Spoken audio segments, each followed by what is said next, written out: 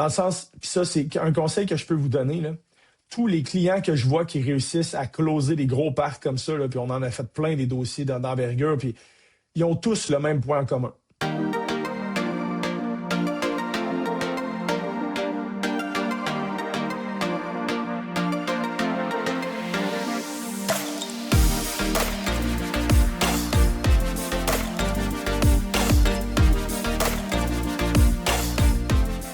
Salut tout le monde, je veux vous parler d'une transaction majeure qui est arrivée en financement privé multilogement au Québec cette année avec nul autre que Mathias Haché et Vincent Lavoie qui sont avec moi, puis c'est de ça qu'on va discuter. Ça va bien les gars?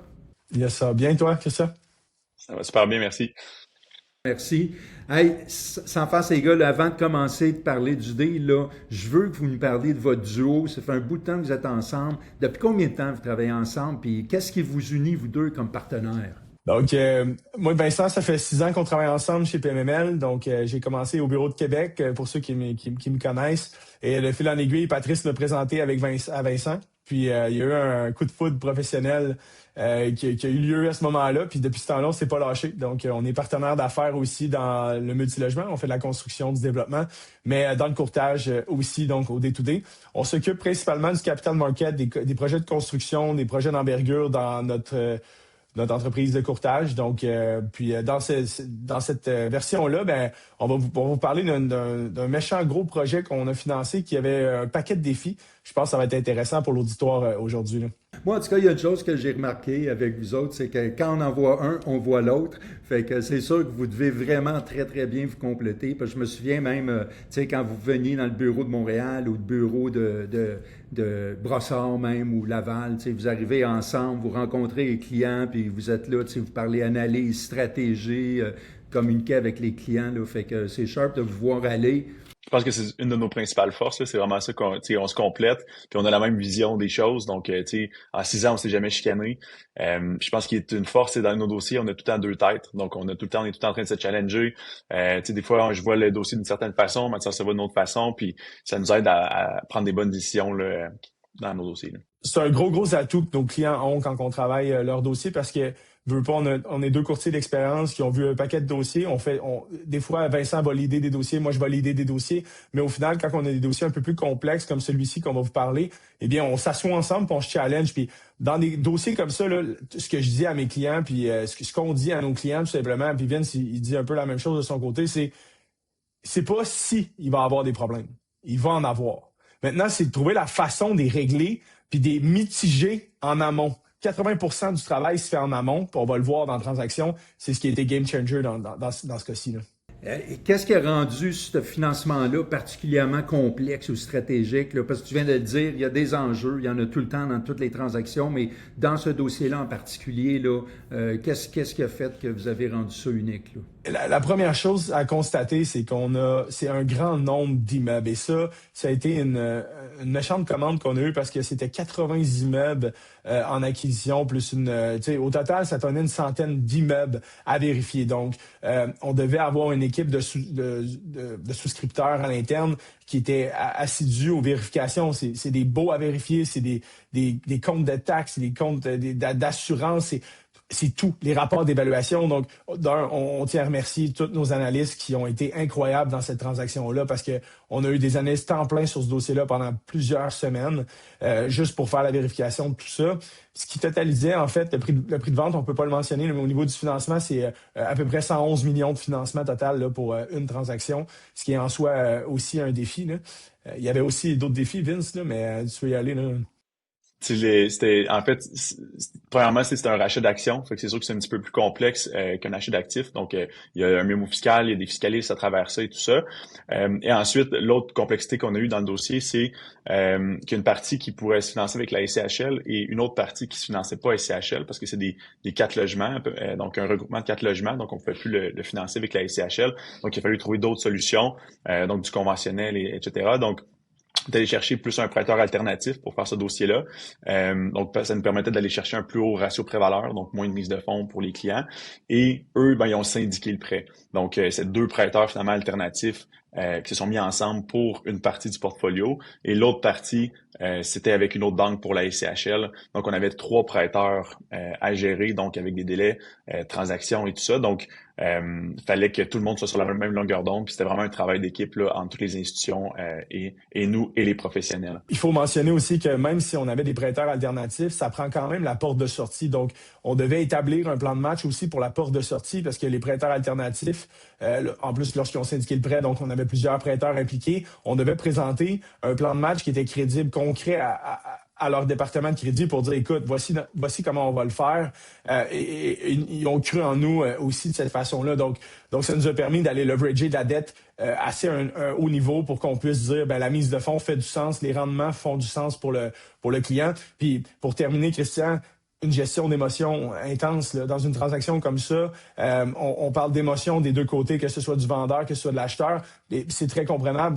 Imaginez-vous, là, quand vous faites votre acquisition d'un 5 ou un 6 logements, c'est énorme. Mais quand on parle d'une transaction comme ça, une virgule, ça peut coûter 2 millions. T'sais. Fait que c'est une gestion d'émotions qui est quand même assez importante à avoir et aussi d'avoir une rigueur de suivi aussi de cette partie-là pour s'assurer de rentrer dans des délais convenables là, qu'on a établis au départ.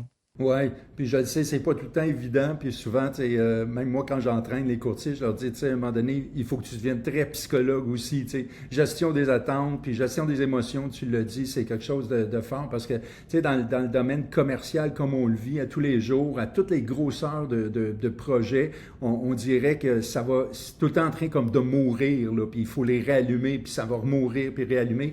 Y a-tu un moment où est-ce que vous avez senti, là, que ça allait plus passer, là, que le dossier, il marcherait plus du tout, là. Comme on dit à tous les clients au départ, c'est pas si il va y avoir des problèmes, c'est quand, où, comment. Puis c'est de la façon que le courtier va réagir à ce problème-là qui fait en sorte de sa proactivité et du fait de pouvoir régler ça en amont. On a l'équipe d'analystes qui passe tout, bien évidemment, au départ, fait que ça enlève énormément de risques à ce niveau-là. Mais en cours de route, on rencontre tout le temps des choses qu'on n'avait pas pensées, même si on a brainstorm ensemble, même si on s'est consulté, même si on s'est challengé. Il y a toujours des choses qu'on n'avait pas prévues, même si on pensait qu'on l'avait toutes faites.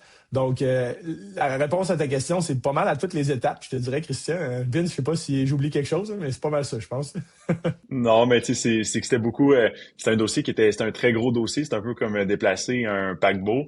Puis après ça, si on a changé de direction, des choses comme ça, c'est difficile à changer de direction. Fait qu'il faut être sûr de notre stratégie dès le départ. Et surtout, c'est une transaction où il y a des délais, donc il faut respecter les délais.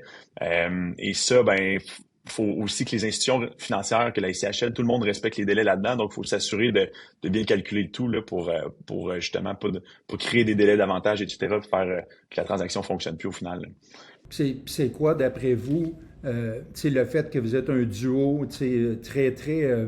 moi, je pourrais dire, vous savez comment analyser les dossiers, vous comprenez la rentabilité des projets, vous comprenez la construction, vous comprenez les bases, puis même la complexité. Qu'est-ce qui a fait que vous avez amené une valeur ajoutée là, dans ce dossier-là?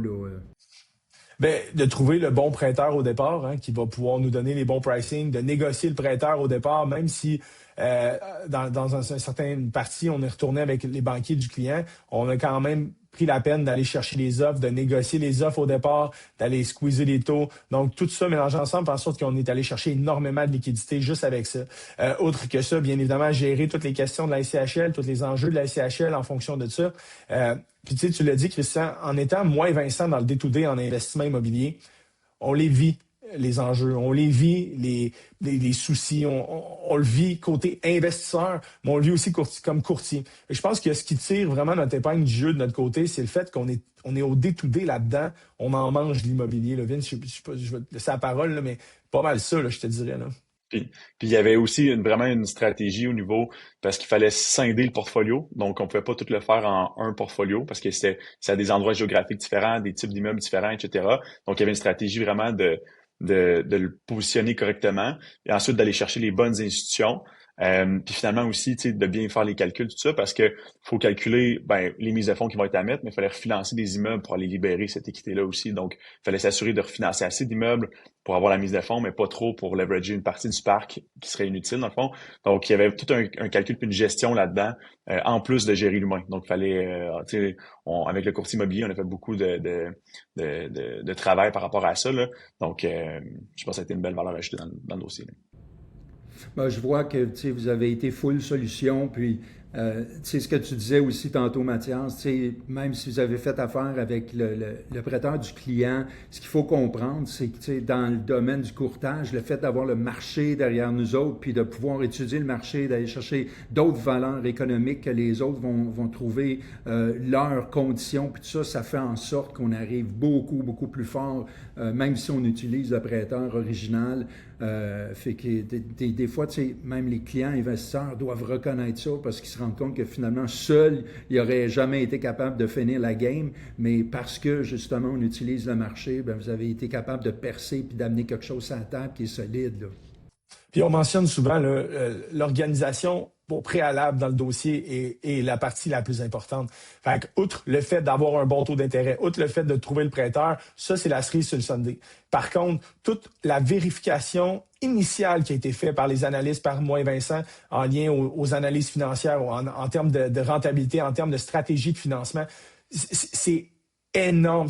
Ce point-là est majeur. Les gens s'en rendent pas compte, là, mais c'est parce que, mettons, je donne un exemple, quelqu'un avait soumis ce dossier-là avec moins d'expérience ou tout ça, il avait juste pris des documents puis ils les avait envoyés. Ce dossier-là n'aurait pas fonctionné parce que il y avait des choses à corriger, il y avait des choses à gérer, il y avait des choses à mitiger et tout ça a été fait en amont avant même que qui que ce soit puisse mettre la main là-dessus puis dire là, il y a telle erreur, tel problème, telle erreur dans tel rapport d'évaluation, telle affaire. Une transaction, ça se gère en amont et ça n'a jamais été aussi vrai en date d'aujourd'hui, là. Oui, puis en fait, souvent, ce que le client ne voit pas, c'est tout le pataugeage qu'on fait en dessous, puis toute la négociation, puis tout le va-et-vient, puis souvent, on retourne vers le client, puis on lui dit, bon, ben, on a eu telle discussion, on a eu tel résultat, mais il ne sait pas que ça fait comme une semaine et demie, là, que, on patauge à tous les jours, là, pour trouver des solutions. Là, j'ai le goût, avant de fermer tout ça, les boys, juste de vous demander, là, pour les promoteurs puis les investisseurs qui nous écoutent en ce moment, c'est quoi le message à retenir quand ils cherchent à structurer un financement important comme ça? Je pense que l'important, c'est souvent une gestion de délai. Souvent, les clients se rendent pas compte à quel point ça peut prendre du temps, tout ça. Donc, plus on a de temps devant soi, je pense que mieux c'est. Puis de bien gérer les attentes dès le départ. Donc souvent, là où on voit qu'il y a des problèmes, c'est une gestion d'attente qui a été mal faite au départ. Mais quand les attentes sont bien gérées dès le départ, normalement, après, ça va bien. Donc, je pense que c'est quelque chose de très, très important dans ce type de transaction-là. Un autre point qu'on voit que tous nos clients ont en commun, là, ils n'ont pas la peur de l'analyse. Dans le sens, puis ça, c'est un conseil que je peux vous donner, là. Tous les clients que je vois qui réussissent à closer des gros parcs comme ça, là, puis on en a fait plein des dossiers d'envergure, puis ils ont tous le même point en commun. Ils vont faire face à des problèmes, mais rendus au problème, ils vont pas prendre 3 ans pour analyser tout ça avant de passer à l'action. Ils vont analyser, ils vont voir c'est quoi le pire scénario, puis ils vont avancer. Et ça, c'est primordial, parce que dans une transaction comme ça, puis dans n'importe quelle transaction, même si c'est pas une transaction d'envergure, des problèmes, vous allez en avoir. Maintenant, c'est que si vous tombez dans la peur de l'analyse, puis vous passez trop de temps à analyser, finalement, vous backez off, vous closerez jamais. Il va en avoir des problèmes. Maintenant, c'est de la façon que vous allez les régler, les gérer, puis que vous allez avancer au détriment de ça. Et ça, tous les clients que j'ai vus qui ont du succès, Vince, je sais pas si tu es d'accord avec moi, mais ils sont tous, on se dit tout, tabarouette, hey, ça prenait, à y repenser, là, ça prenait vraiment là, du guts pour aller de l'avant là-dedans. Là, mais, regarde, aujourd'hui, on a closé, puis, au final, il y a une belle valorisation qui va se faire l'année prochaine, juste avec l'augmentation des loyers annuels, là.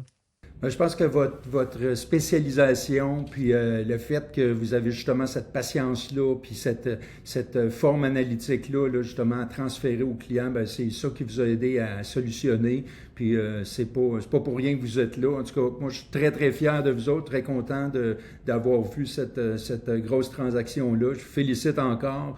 Et puis, pour tous ceux qui nous écoutent, ben On est là pour vous, on est là pour justement, on est en mode solution constamment, puis même quand ça a l'air vraiment tough, on est là, puis on lève la balle, puis on repart. C'est ça, c'est exactement là que j'allais. Si tu me permets, là, oui. je voulais me remercier, puis au niveau de son groupe, c'était incroyable. Ça prenait vraiment, ça prenait quelqu'un qui avait les reins, les nerfs. C'est une transaction qui a été très complexe, très longue. Donc, je tiens à le féliciter publiquement. Sincèrement, c'est tout qu'un investisseur. Donc, félicitations pour ça. Écoutez, là-dessus, je vous remercie. Hey, merci Mathias et Vincent. Merci pour votre super de beau travail. Puis à votre équipe aussi, parce que sans l'équipe, ça avance pas aussi vite. Fait que félicitations encore. Puis on se reparle sur le prochain. Merci beaucoup, Christian. Merci, Christian.